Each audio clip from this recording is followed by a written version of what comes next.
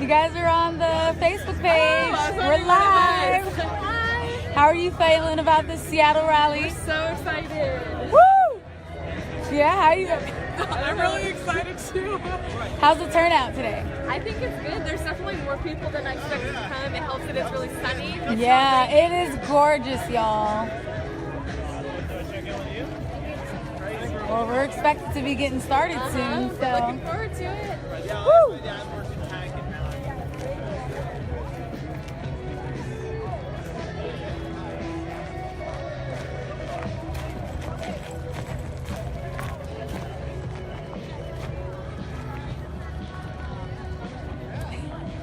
You're on Facebook Live. Oh, sick. Say what's up to everyone. Hey, base camp. We're ready. We're yang. We're yang. Yang gang.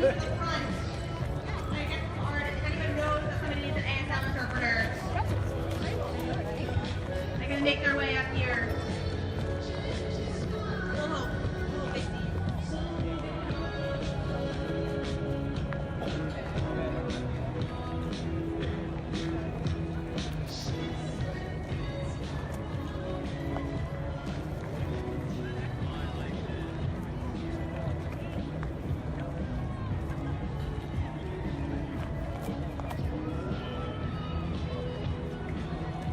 And here he comes, y'all. All right, hello again.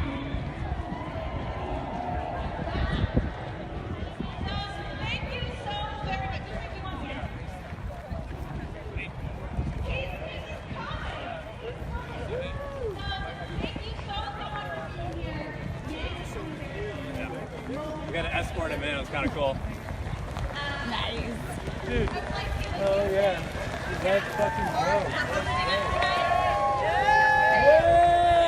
Huge shout out to the Seattle Yanggang. They have been amazing as they planned and executed this entire rally. Emily Palmer, I know you spearheaded a lot of this. We'll hear from some of our Yanggang folks in just a minute. But I'm so glad you're here. Let's hear a little Andrew Yang, Andrew Yang, Andrew Yang, Andrew Yang, Andrew Yang.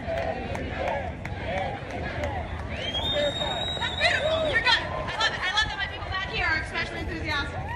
All right, so I'm going to introduce our first. I'm gonna have to ask you to step that way a little bit. Our first speaker is Okay, no, I'm on the. Oh, okay. Yeah. Okay. our first Yanggang. They found it the East Side Seattle Yanggang. I won't be in your way. Almost a year at this point. Very excited to have her talk a little bit about why she loves Andrew and how she gets involved locally. So everyone, a very warm welcome to Carrie Bosworth. I don't know if you're going to run. I can go high five. I think we give him a high five. Yeah. Can you hear me? All right. Thank you so much for coming out tonight. Did everybody get the flag signed? All right, I'm wearing a pin. I got it 9 months ago when Andrew came to Seattle. It was early Presidential. and there were 30 Right of there. Seattle. His words Love you, Andrew. of passion are as strong today as they were then. It's my absolute pleasure to Oh, yeah. Asian verified. The campaign call to action this winter was to start Yanggangs, and despite what we affectionately call here in Seattle the Seattle Chill, people came out. Our instant bond was the fact that we could talk about his policies like normal people, and we could explain how it would make our lives better, our families' lives better, and all of you don't even know. One of our volunteers took a chance and asked the campaign to come back, and without hesitation, they said yes. Would you say? So we've been working tirelessly to share Andrew with you, Seattle. This has been an incredible experience. I've made a lot You're on of friends. Facebook Live. So let's give a shout out to all the volunteers that made this possible.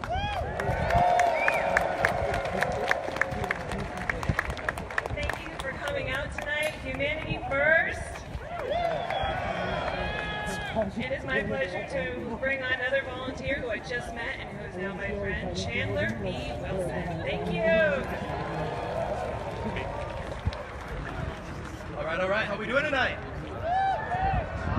Awesome. Well, hey, it's so great to be here. It's just such a pleasure to be speaking at the Humanity First tour. Just the name alone is really what caught my attention. I was asked to speak just because my background is a little unique. I'm what many people might call a recovering Republican. I've grown up in the Seattle area my whole life, but I grew up with a pretty conservative family and community. Nothing wrong with that, and I love that this campaign can actually embrace that, because growing up, I got into speech and debate in high school, and that's what started my love for politics. And then from there, I started working on campaigns, volunteering for high school and college, but mostly for Republicans. I ended up even managing a campaign for Republicans in 2014. How many people? And then 2016 came around, and it kind of felt like all of the rules and everything about politics just completely changed. I don't know if anybody else kind of noticed that as well. But as of right now, we're seeing all of the rules being broken just day by day. So all of a sudden, I found myself just kind of lost, not really knowing what to do in the political arena. I felt unrepresented, and I felt like it was just, I was getting tired of all of the divisiveness, the tribalism, the looking at things as a zero-sum game between Democrats and Republicans, and I was just really getting fed up with that, and I didn't see anybody who was really looking to change that. And then outside of that, my background is in banking. So I don't know if anybody here has ever used an automated teller machine or an ATM, but it didn't take long for me to realize that all of a sudden we were going to see a whole lot of those jobs in the banking industry just completely disappear over the next few years. And I all of a sudden started realizing that nobody was talking about this. And so when a couple of my friends showed me a couple of Andrew Yang's videos, I all of a sudden saw, here's somebody who is a former debater, which the debater in me gets so excited every time I hear him say, when I took a look at the numbers, here's what I found, or when I took a look at the data, here's what I found, was because here all of a sudden, instead of somebody who's just relying on rhetoric and talking points, we have somebody who is actually pinpointing the problems that are facing this nation and actually presenting rational, reasonable, common sense solutions that we can all get behind, right? And so what I love about this campaign is that right here is the perfect example. Seattle, we're already a very diverse community, but right here, right now, we have people that in 2016 voted for Bernie Sanders, voted for Hillary Clinton, voted for Donald Trump, maybe even, and maybe this is you, how many people didn't vote in 2016, or this is your first political rally that you've ever been to? I love that, and that's what this campaign is all about, is because it's not left, it's not right, it's forward. Woo! Thank you, Carrie. Thank you, Chandler. We have one final speaker who will be introducing Andrew himself. I am really excited to introduce this gentleman. Many of you might know him or have heard of him. He has spent his life really dedicated to helping small business owners compete against larger corporations. Yeah, by making payment systems that are easier, fairer, and better help small businesses compete. He was made famous and made national headlines in 2015 when his company Gravity Payments implemented a $70,000 minimum salary. And he still believes that business should make a tremendous impact social good and that people come first. That's you. Thank you, guys. So really excited. You look so good. All right, bro. Nailing it. The man, the myth, the legend. Paul, thank you, guys. You guys rock. Really appreciate it. Thank you for coming. Thank you, Bobby. Thank you.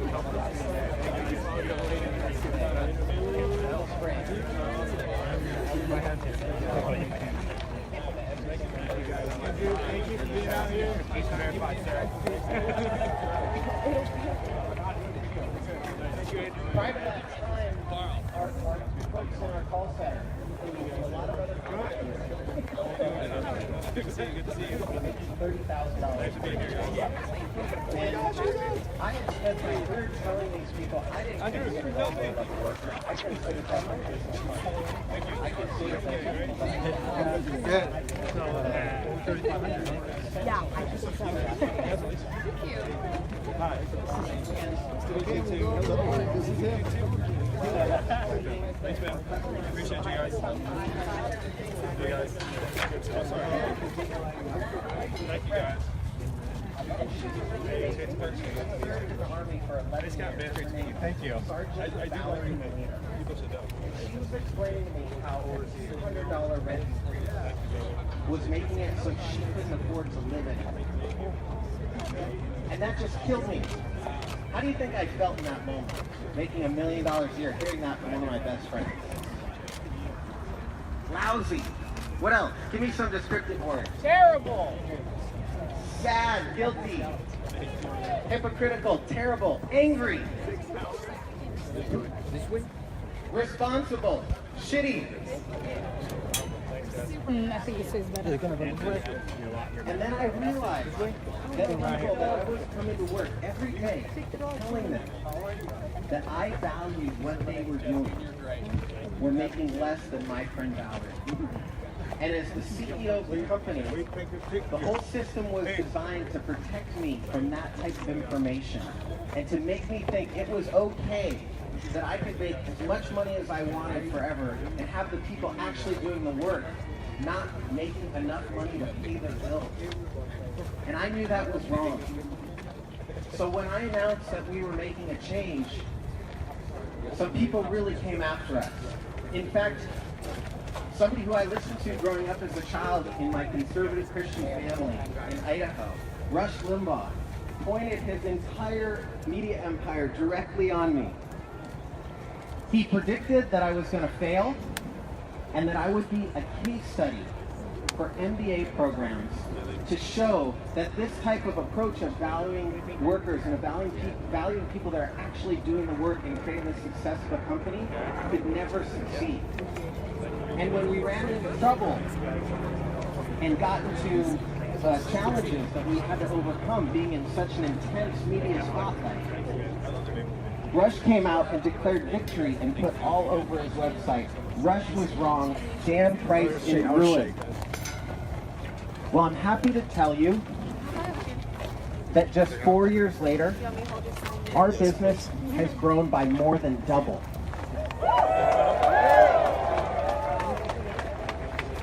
But that's not the exciting part about what we experienced.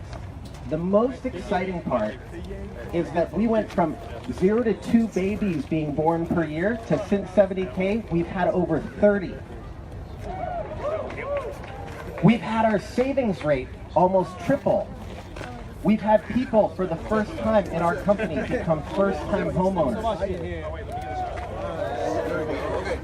These are the things that really matter. And just like everybody told me that this was impossible and I couldn't do it, I wanted to lean in and take a risk because I believe that somebody like Andrew Yang, who's putting humanity first, putting workers first, putting people having enough money to pay their basic expenses first, deserves our support and deserves a chance just like I had one.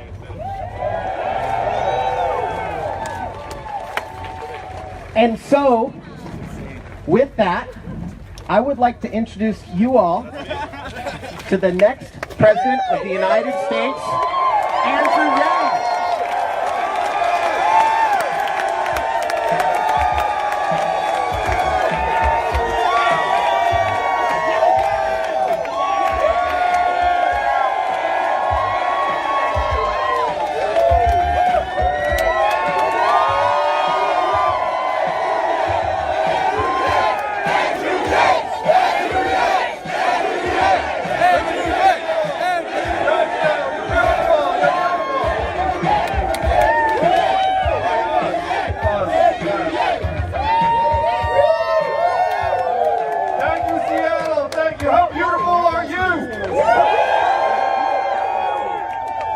I have to admit, I was walking to the side, and I did not realize how big this crowd was until just now.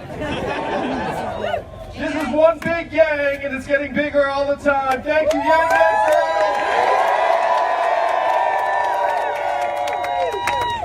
Well, when you come to a group like this, I have to say, it's almost fun for my campaign team and I, because people are talking about these other candidates, and we're drawing bigger crowds, getting bigger numbers, we're polling at higher levels. Now, you all are here if you're here, you know that I'm not a career politician. I'm an entrepreneur. I'm a problem solver.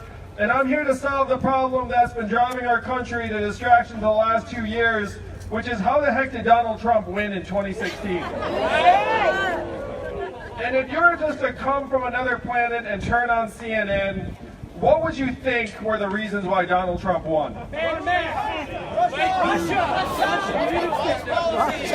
list would go, I agree. So if someone just shouted Russia, that's definitely very high on the list. Maybe Facebook, maybe FBI, maybe Hillary Clinton.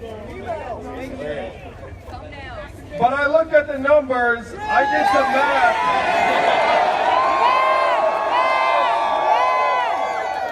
And the reason why Donald Trump is our president today is that we automated away 4 million manufacturing jobs in Ohio, Michigan, Pennsylvania, Wisconsin, Missouri, Iowa, all the swing states that he needed to win. How many of you are from one of those states? Yeah. Iowa. Yeah, I knew it. And so if you're from those states, you know what I mean. And now, how many of y'all work for Amazon or one of the tech companies out here? It's cool. Techies are a big part of the yanggang. And if you work in technology, you know that what we did to the manufacturing jobs, we will now do to the retail jobs, the call center jobs, the fast food jobs, the truck driving jobs, and also jobs like bookkeeping, accounting. I was an unhappy corporate attorney for 5 whole months, and I guarantee you could automate that job. We are in the 3rd inning of the greatest economic and technological transformation in the history of our country. It's called the 4th Industrial Revolution.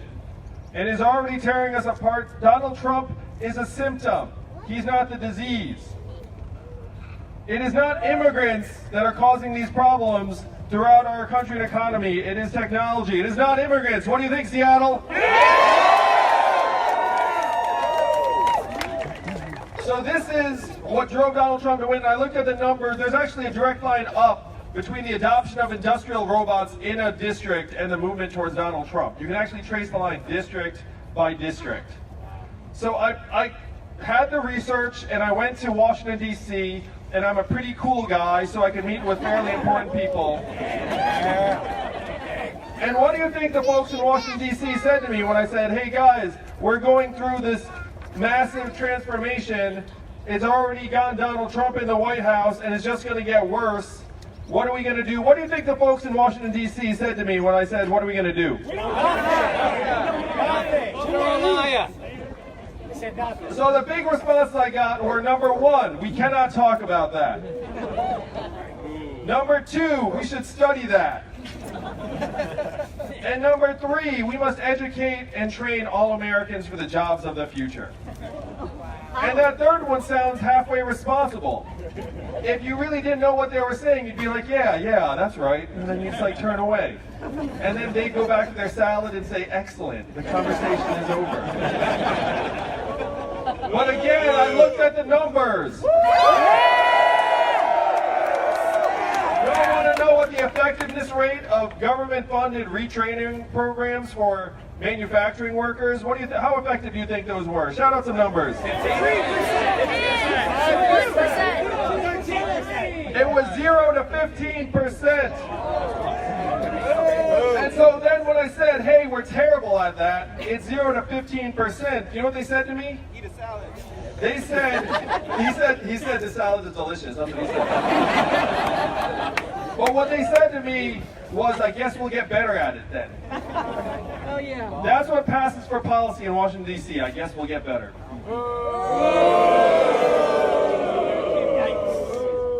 So I came back from Washington, D.C. There was one guy there who actually did me this immense favor, and he said something I'm going to share with you all today. He said, Andrew, you're in the wrong town. No one here is going to do anything about these problems because this is not a town of leaders. Washington, D.C. is a town of followers. Yeah. And this guy actually said to me in a meeting in D.C., he said, the only way that we will try and solve these problems is if you were to create a wave in other parts of the country and bring that wave crashing down on our heads.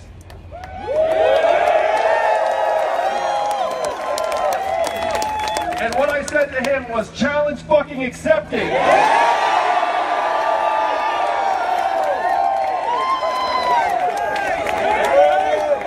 that's why I'm here with you all tonight, Seattle, to create that wave, bring it crashing down on their head, wake them up, and say that we can do better than this. We can solve the problems that are tearing our society apart. So how do we do that? If you're here with us tonight, you heard this sentence at some point. There's an Asian man running for president who wants to give everyone $1,000 a month. Am I right? And all those three things are true. Now, the first time you heard that, you were like, that sounds like a gimmick. But then when you dig in, you realize that this idea has been with us since the founding of our country. Thomas Paine was for it. At the beginning, he called it the citizen's dividend. Martin Luther King championed it. In 1967, he called it a guaranteed minimum income, and it is what he was fighting for until he was assassinated the following year in 1968. Milton Friedman and 1,000 economists signed a study saying this would be tremendous for America. So much so, it was so mainstream that it passed the U.S. House of Representatives in 1971 twice. It almost became law, it came this close.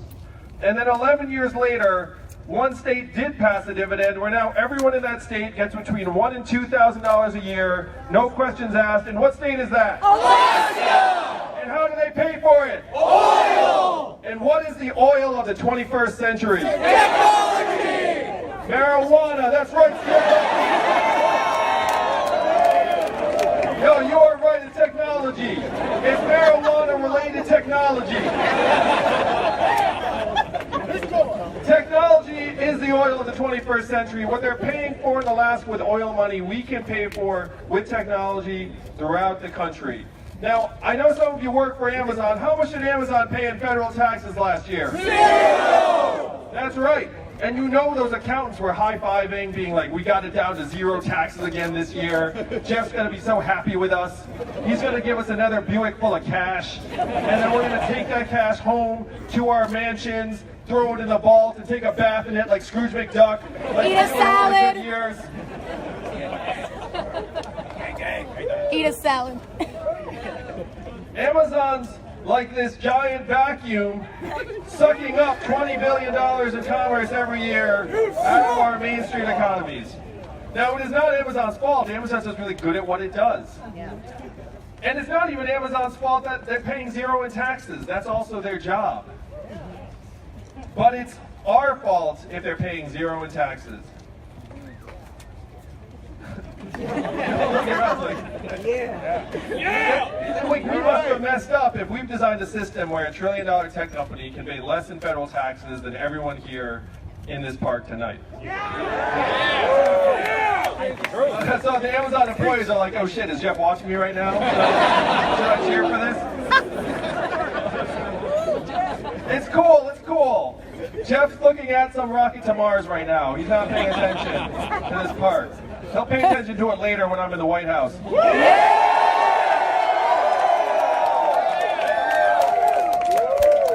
So if companies like Amazon are going to invest billions of dollars in AI and make things faster and more efficient, that's great. But we have to put our entire society, including everyone here in Seattle, in position to benefit from that progress and share in it. And that's what this $1,000 a month is designed to do. Now, I want you all to think for a second. After I'm president, thank you, Seattle. We pass the dividend, it comes your way. You all are like, wow, this really is happening. Like, the dividend's really coming through. What would you all spend the money on?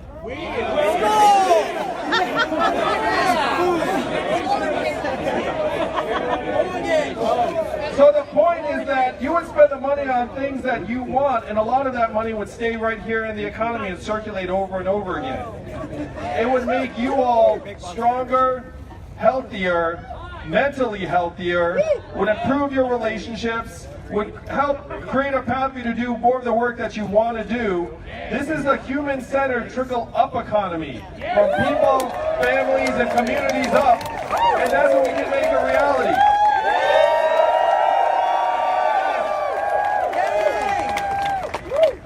Yes, this $1,000 a month, again, as soon as you dig into it, you realize, wait a minute. Like, this would be tremendous for our society. It is one of the only meaningful things we can do in the face of the fourth industrial revolution, and there's nothing stopping a majority of citizens in a democracy from voting ourselves a dividend. Nothing at all. If 51% of us get together and say, hey, that makes a lot of sense, let's vote ourselves a dividend, then we will make it happen. And that is why we are building this movement tonight. So the first big move is a freedom dividend. The second big move is to get healthcare off the backs of American families and businesses. It is totally messed up in the richest and most advanced country in the history of the world. When we get sick or injured, we are more stressed out about navigating our healthcare system and our bureaucracy and paying for treatment than we are getting well. And it does not need to be that way. And one thing that infuriates me is when people are like, how are you going to pay for that? Are you kidding me? Yeah. We already spend twice as much in our healthcare as other countries to worse effects. We're spending 18% of GDP. Again, I did the math. Yeah! We can get the prices down, the access up, and improve our healthcare system and make it much more transparent and rational. I have a friend who's a healthcare investor. And she said to me, she said, Andrew, I've been looking at the numbers of these healthcare companies and I've never seen anything like it. I have never seen profiteering at this level. It is like, she said, like it actually struck her as completely corrupt. And she went so far as to say she's going to short the stocks or bet against the stocks of those companies. And then she gave me a donation and she said, go clean that shit up. So that's what we have to do in the healthcare system. We have to straighten out our incentives. We have to make it so that right now our healthcare providers benefit more from revenue generating activity than they do something that would make us healthy. And if we get the incentives right, we can make it so that our healthcare system starts working for us.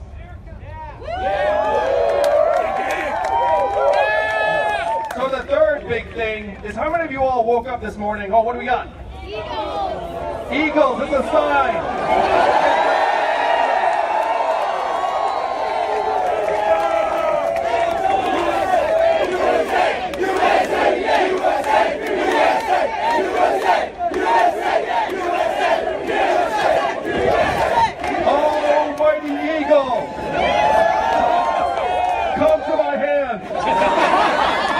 Snatch this cap off of my head.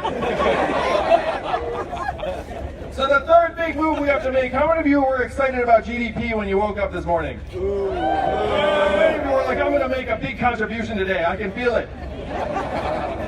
So GDP is going up and up. Meanwhile, more and more Americans are getting left behind. How many of you knew that our life expectancy has declined for the last 3 years? I did. Yeah, and why is that? Opioids. Suicides and drug overdoses have both overtaken vehicle deaths as leading cause of death for the first time in American history. Do you all want to know the last time our life expectancy declined for 3 years in a row? Spanish influenza. The Spanish flu of 1918. That means definitely a gangster. Yeah, it's the Spanish flu. So what good is celebrating record high GDP when our people are dying younger? And right now, my wife is at home with our 2 boys, one of whom is autistic. What does her work get calculated at in GDP? 0. What is the market value her work at? 0. And we all know that's nonsense. We know that the work she's doing is more challenging and important and vital for our future than a lot of the other work that's going on. And this is one thing that the freedom dividend will do, and it does not balance the scales. But right now, there are millions of American women who are in exploitative or abusive jobs or relationships because they lack the economic means to improve their situations, and $1,000 a month would make a tremendous difference. Now, the Democratic Party talks all the time about empowering women. And I'm going to suggest that nothing would empower women more directly and effectively than putting $1,000 a month into their hands. We can either talk about empowering women or we can do something about it.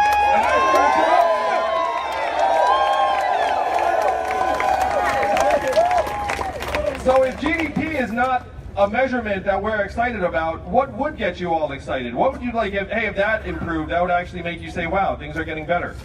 You being in the audience. Andrew Yang in the White House, I appreciate that.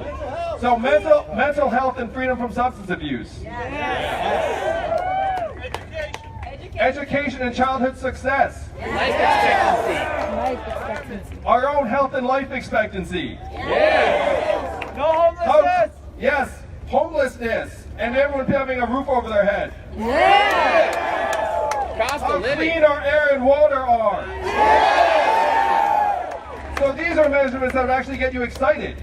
And this is what we can use to measure our progress moving forward. We made up GDP almost 100 years ago. And even the inventor of GDP said 3 things. He said, number 1, this is a terrible measurement for national well-being and we should never use it as that. Number 2, we should include parenthood and motherhood because it's so important.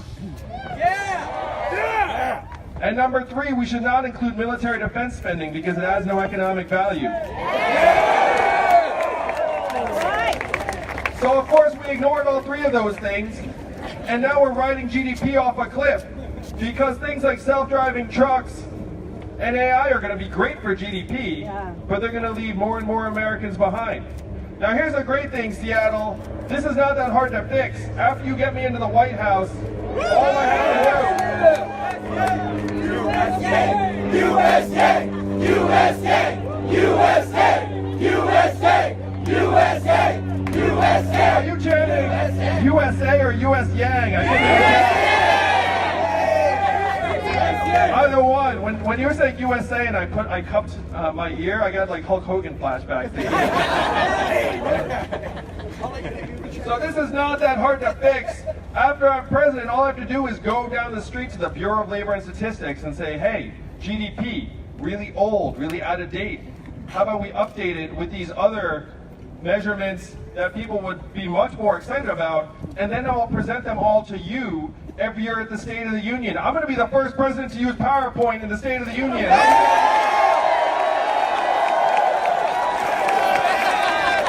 break out the PowerPoint champ.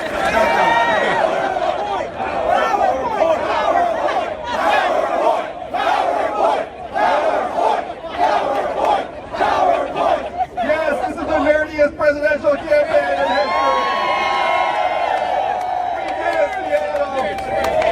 We weren't quite there until that moment, but then we just did it. But seriously, like the State of the Union addresses are becoming these bizarre theater performances that are like borderline unwatchable. Am I right? Yeah. So I think you turn it on, you'd be like, oh, I wonder how we're doing, and then I'd be like, hey guys, like here's our life expectancy declining. That's terrible. Like let's try and do something about that. You know, like we'd actually see, and then you'd be like, oh, I wonder how we're doing this year. And then I'll have the measurements up.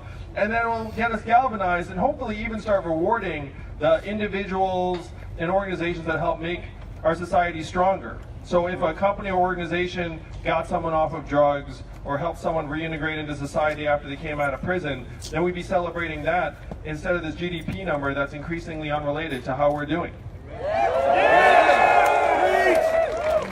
So these are the 3 big changes. As you all know, I've got about 103 other changes on the website on yang2020.com because I'm very detail oriented.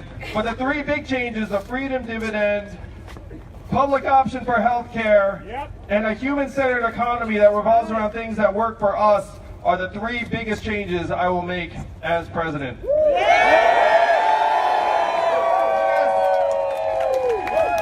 Yes, so I'm going to talk a little bit. I'm going to bring you guys behind the curtain a little bit. It's so much fun. This campaign, we're like taking off, and I'm a numbers guy, and I see all the numbers heading up to the right. So we are polling at 3% nationwide, higher than your governor, Jay Inslee.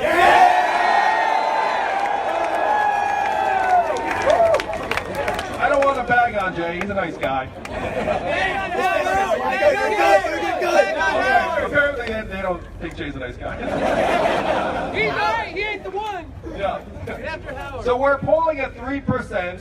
We have raised over $3 million in average donations of only $19. So I joke all the time that my fans are even cheaper than Bernie's. How many of of you all have donated to this campaign? Raise your hand. So if you have not donated and you donate $20, you will immediately be an above average member of the gang. This is a very cheap gang to join. So a guy named Nate Silver, who loves digging into facts and figures, he looked at three things. He said, wait a minute, Andrew Yang is polling at 3%. He's raised over $3 million in a grassroots campaign, and no one's ever heard of him. And he said, looking at those three variables, we cannot rule out the possibility that Andrew Yang will grow and grow and grow and win the whole thing.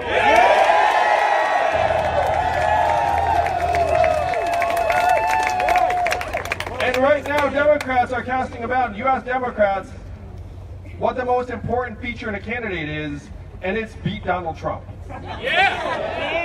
And I'm going to suggest to you all tonight, Seattle, that the candidate that's best positioned to beat Donald Trump is a candidate who's already getting support from independents, libertarians, Trump voters. See, I love that. Democrats and progressives. This campaign is bringing all Americans together. It's one reason why, as we go down this campaign, Democrats are going to wake up and say, wait a minute, he's the guy who's going to beat Donald Trump for us. And I am already one of only 8 candidates to qualify for the Democratic primary debates in June.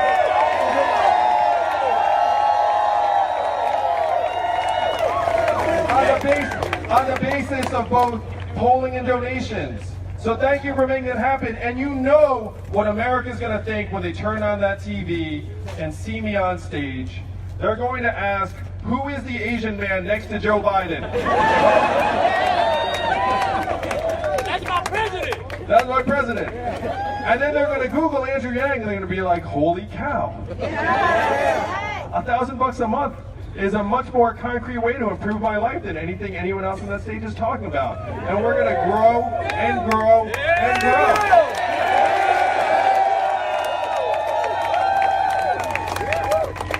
So you all are among the early adopters of this wave that's just going to keep on growing, and it's going to crest right at the right time when the voting starts in early 2020. Oh, Donald Trump is our president today. Unfortunately, if you remember in 2016, he went around saying, hey, there are massive problems, people are suffering. And he was right. And what was the Democratic response at that time? They were like things are actually pretty great. That was the Democratic response. And that was not the right response. Donald Trump's our president today because he got the problems essentially correct, but his solutions are the opposite of what we need as a country. What are his solutions? His solutions are to build a wall, to turn back the clock, to bring the jobs back, and we need to do the opposite of those things. We need to turn the clock forward. We need to accelerate our society and our economy, and I'm the man for that job because the opposite of Donald Trump is an Asian man who likes math.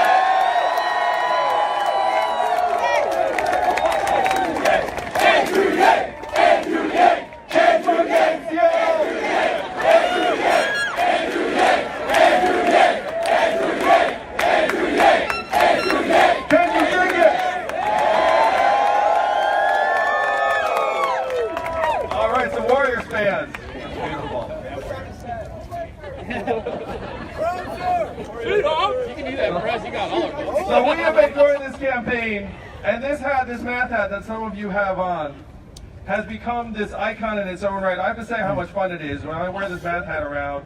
Actually, at this point now, I get recognized on the street no matter what I'm wearing.